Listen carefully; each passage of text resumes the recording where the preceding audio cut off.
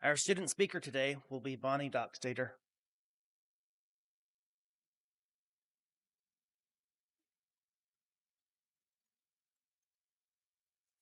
When Israel battled the Philistines, it was a small, scattered nation, vulnerable to much larger and stronger neighbors.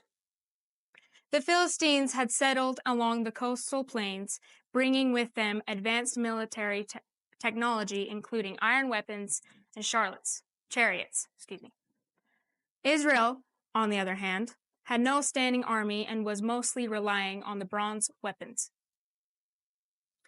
They were outmatched in almost every way, especially when it came to fighting Philistine warriors. Goliath, the Philistine champion, was a walking symbol of their power, described as nearly 10 feet tall, wearing heavy armor and wielding a massive spear. He wasn't just a giant. He was a killing machine. For 40 days, he came out each morning and evening to challenge the camp of Israel. "If I defeat your champion," he taunted, "you'll be our servants. If you defeat me, then we'll see." No one, not even Israel's mightiest soldiers, dared to step forward. Goliath's size, his strength, and his reputation seemed insurmountable. Enter David, a young shepherd not even old enough to fight in the army. David had come to the battlefield to deliver food to his brothers serving in King Saul's army. When he heard Goliath's defiant taunts, something stirred inside him. He couldn't stand to hear the name of God mocked. And he couldn't understand why no one was willing to face the giant. Why were they intimidated? Goliath was nothing compared to the strength of God. David's courage wasn't born from military training. It came from his faith. He wasn't timid. Protecting his flock of sheep from wild animals required guts. Still, he'd never used a weapon besides his sling. Believing the same God who delivered him his flocks would protect him.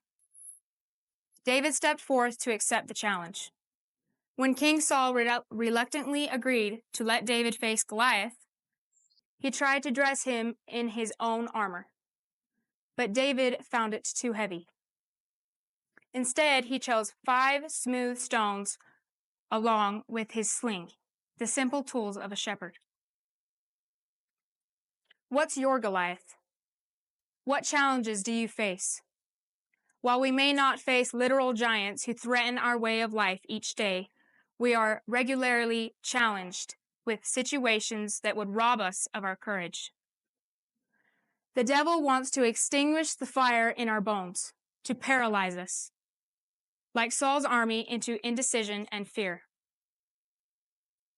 These daily Goliaths are no less menacing, though they may be less visible. When facing our Goliath, does it taunt us into believing we can't prevail? Or do we step up, have faith, and trust that God is with us? Each of us are products of the new and everlasting covenant. Like David, our Father is Abraham's God. We, too, come in the name of the Lord Almighty. Fear not is a blanket of safety, guidance, reassurance, and protection. It inspires courage and resilience, reminding us that we confront our struggles with hope and strength. "Have I not commanded you?" said the Lord to Israel. "Be strong and courageous. Do not be frightened and do not be dismayed, for the Lord your God is with you wherever you go." When people offer us comfort in our times of fear, it can often feel trite or patronizing. What scares one might not frighten another. Don't be afraid. It's okay. There's no monsters. But God understands our fears. He knows that what He's commanding when He tells us, "Fear not." And He backs His command up with support. He promises He is with us, and He has proved it. Do we believe? And are we willing to put our full trust in God and show Him we have by doing what He has asked? Can we have the courage of David? God created us and called us for this day. Our lives aren't a coincidence or an accident.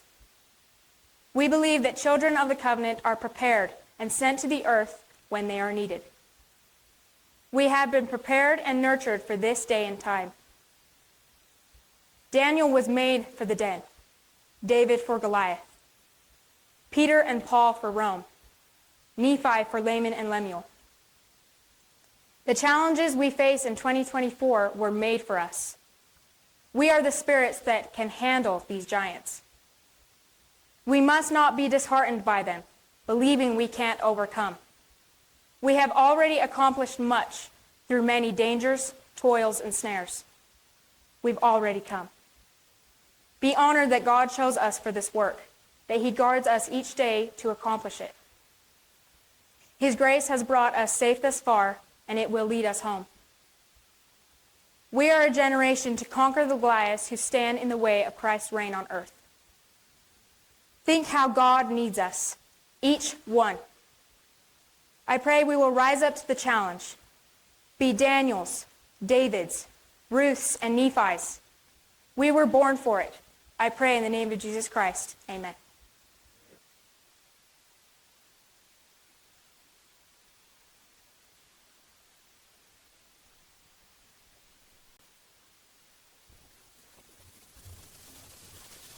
As Bonnie was talking, she talked about the Goliaths that we face, and that we don't really face a literal giant each day.